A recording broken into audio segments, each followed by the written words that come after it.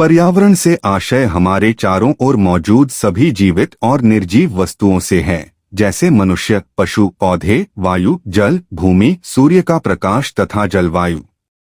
हमारा जीवन पूरी तरह स्वस्थ पर्यावरण पर निर्भर करता है, क्योंकि यही हमें स्वच्छ हवा, शुद्ध पानी, उपजाऊ भूमि और प्राकृतिक संसाधन प्रदान करता है।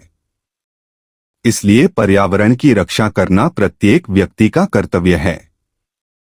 पर्यावरण प्रदूषण के स्रोत एवं प्रकार। पर्यावरण प्रदूषण का अर्थ है वायु, जल, भूमि या आसपास के वातावरण का हानिकारक पदार्थों से दूषित हो जाना। 1.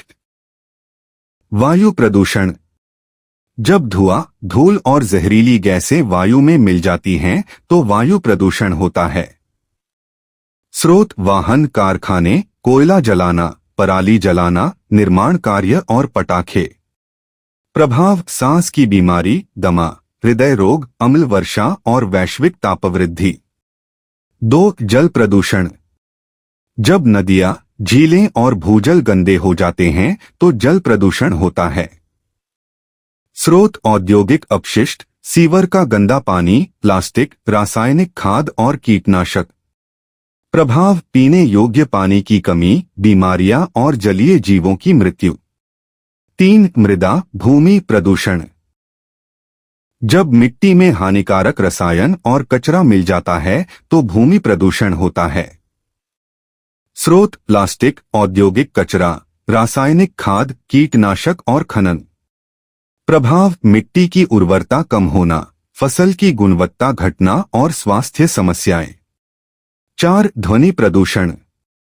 अत्यधिक और अनचाही आवाज को ध्वनि प्रदूषण कहते हैं। स्रोत लाउडस्पीकर, यातायात, कारखाने, निर्माण कार्य और पटाखे। प्रभाव तनाव, सुनने की क्षमता में कमी, नींद की समस्या और एकाग्रता में कमी। 5. तापीय एवं रेडियोधर्मी प्रदूषण।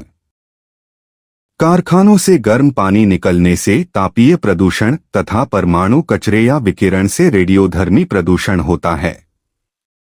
प्रभाव जलीय जीवों को नुकसान तथा मानव स्वास्थ्य पर गंभीर प्रभाव। भारत में पर्यावरणीय क्षरण की गंभीरता के कारण। पर्यावरणीय क्षरण का अर्थ है मानव गतिविधियों के कारण पर्यावरण का धीरे धीरे नष्ट होना। मुख्य कारण निम्नलिखित हैं।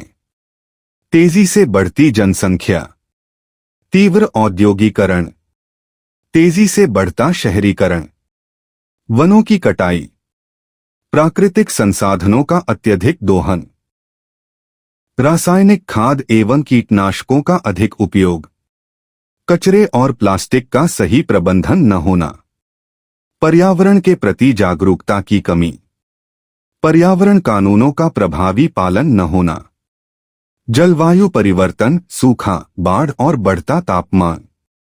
केस स्टडी भोपाल गैस त्रासदी 1984। 2-3 दिसंबर 1984 की रात मध्य प्रदेश के भोपाल स्थित यूनियन कार्बाइड कारखाने से मिथाइल आइसोसाइनेट माइक नामक जहरीली गैस का रिसाव हुआ। इस दुर्घटना में हजारों लोगों की मृत्यु हो गई और लाखों लोग सांस की बीमारी, आंखों की समस्या तथा अन्य गंभीर रोगों से प्रभावित हुए। आसपास की मिट्टी और जल भी प्रदूषित हो गए। सरल सीख उद्योगों को सुरक्षा नियमों का कड़ाई से पालन करना चाहिए। खतरनाक रसायनों का सुरक्षित उपयोग आवश्यक है। सरकार को नियमित निरीक्षण करना चाहिए तथा लोगों को आपदा के समय बचाव की जानकारी होनी चाहिए। निष्कर्ष, पर्यावरण हमारे जीवन का आधार है।